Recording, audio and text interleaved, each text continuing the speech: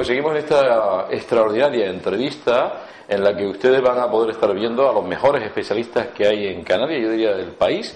No exagero ni un ápice, y estamos con don Pedro Lara intentando descubrir pues cómo se puede acometer enfermedades como el cáncer, al cual le tenemos muchísimo miedo. Don Pedro, curar con calidad. Me ha encantado la entrada a esta pregunta. Conservación de órganos. Ustedes ahí son tremendamente cuidadosos y los avances que ha habido en los tratamientos lo permiten, ¿verdad? Sí, por supuesto. Es decir, yo lo comentábamos antes. Hoy en día, afortunadamente, diagnosticamos tumores realmente pues un poco más precoces, y hoy en día lo que sí es verdad que se ha mejorado mucho es que la investigación nos ha llevado a darnos cuenta que cirugías menos radicales y por tanto menos mutilantes, hechos por nuestros compañeros cirujanos con una precisión magnífica, combinadas con radioterapia, pues permiten conservar órganos. No tenemos más que el ejemplo del cáncer de mama. Hoy en día más del 80-85% de las mujeres con cáncer de mama se conserva la mama, y se conserva gracias a que tenemos radioterapia para poder conservarlo, si no tendrían que ir a mastectomía. Y en aquellas que no se puede por características del tumor, tenemos un programa de reconstrucción mamaria por parte de cirugía plástica, que es un servicio que funciona maravillosamente y que nos permite reintegrar la integridad, la totalidad de la imagen corporal de la paciente. Pero no es solo en cáncer de mama. Imaginen cáncer de recto, donde antes, recuerda a las personas que nos ven algo más mayores, que se veían muchas personas con una, llamaban ano contra natura, es decir, una bolsa donde el intestino evacuaba porque había que cortar el intestino y quitar el ano. Hoy en día, gracias a la radioterapia combinada con cirugías más conservadoras, pues podemos preservar el recto. Igualmente podríamos hablar de la laringe. El cáncer de laringe, también nuestros oyentes pues recordarán algún vecino, algún familiar que con una cirugía radical del cáncer laringe pues quedaban con un pequeño traqueostoma en la voz, en la garganta, que le obligaba a hablar de una forma distinta porque perdían el órgano fonatorio.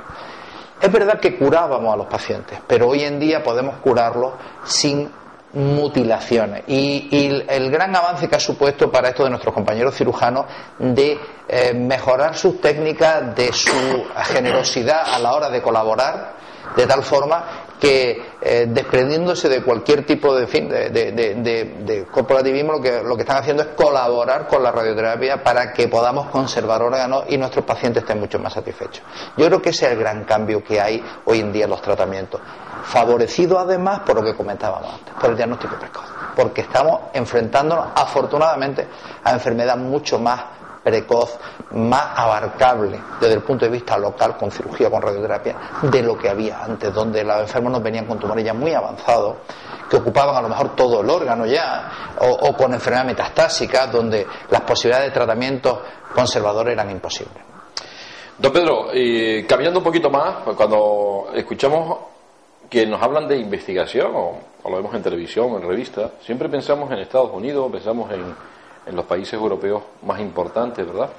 Hablamos de investigación y hablamos también de España, hablamos de este hospital, hablamos de que estamos en condiciones de que aportamos cosas a la comunidad europea y al mundo desde Canarias. Bueno, yo creo que Canarias... yo estoy muy orgulloso. Usted porque... Sí, estoy muy orgulloso porque yo creo que Canarias, desde hace 10 años, 11 años ya, que vamos en un 10º año del Instituto Canario de Investigación del Cáncer, se generó una iniciativa donde no había nada. Y donde la iniciativa era: podemos hacer investigación oncológica de calidad. ¿Y qué hizo el Instituto Canario de Investigación del Cáncer, liderado en aquel momento por don Javier Dorta, oncólogo médico de la Candelaria, y don Nicolás Díaz Chico? Pues lo que hizo fue generar una red de investigación, agrupar a los que ya estaban, buscar fondos y estructurarnos como un instituto de investigación del cáncer en red, con nodos en diversos hospitales y universidades. Tuvimos que crearlo todo de cero, porque no había técnicos de laboratorio de investigación, no teníamos investigadores. Sin embargo, en estos 11 años, el Instituto ha hecho posible que haya una investigación oncológica de gran calidad en Canarias, focalizada fundamentalmente en dos temas. Por un lado, me refiero a investigación translacional. Por un lado, los nuevos fármacos obtenidos de la biodiversidad canaria a través de la colaboración con los químicos del Instituto Antonio González de la Laguna de Tenerife, que es uno de los centros más potentes de química orgánica que hay en España y por supuesto en Europa, y a través de la colaboración con estos químicos encontrar extractos de plantas, alcaloides, que tuvieran algún papel en el tratamiento del cáncer. Y de hecho, esa línea ha sido extremadamente interesante y productiva.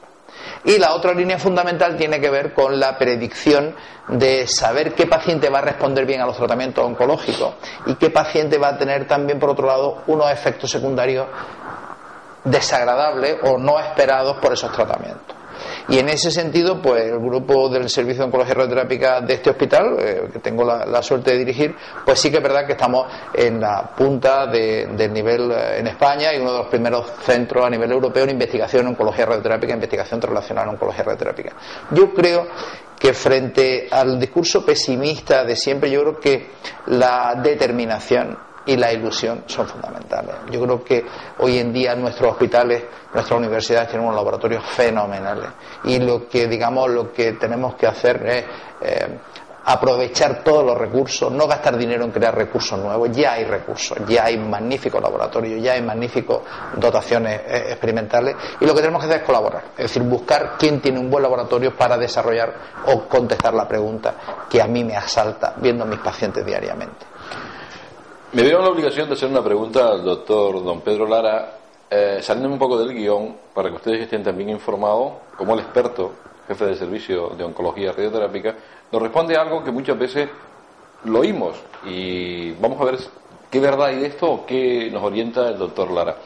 Suele pasar que personas que tienen cáncer, e incluso se comenta en la calle, pues productos como el aloe vera, o utilizar una serie de cosas por esa esperanza, porque pueden ir bien. Me gustaría saber, usted que es muy científico, ¿qué opina usted de todas estas cosas y qué orienta usted a las personas, si se pueden ver en esa tesitura? Pues pues sí, es verdad que digamos que desarrollo mi actividad profesional desde el punto de vista de la aplicación a rajatabla del método científico.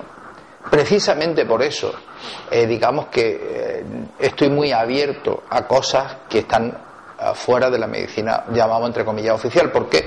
Pues porque no sabemos, y si no sabemos habrá que investigar. Yo creo que el aloe vera concretamente nosotros lo recomendamos porque tiene unas propiedades antiinflamatorias y para ayudar a la inflamación de la piel por los tratamientos que evidentemente funciona sin ningún género de duda.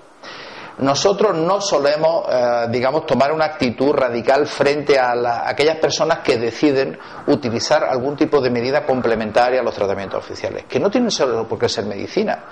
El yoga, por ejemplo, que para nosotros es muy importante, la relajación, el ejercicio físico, caminar, los grupos de autoayuda, etcétera, etcétera, son medidas complementarias que ayudan a los pacientes a ir para adelante en este tema.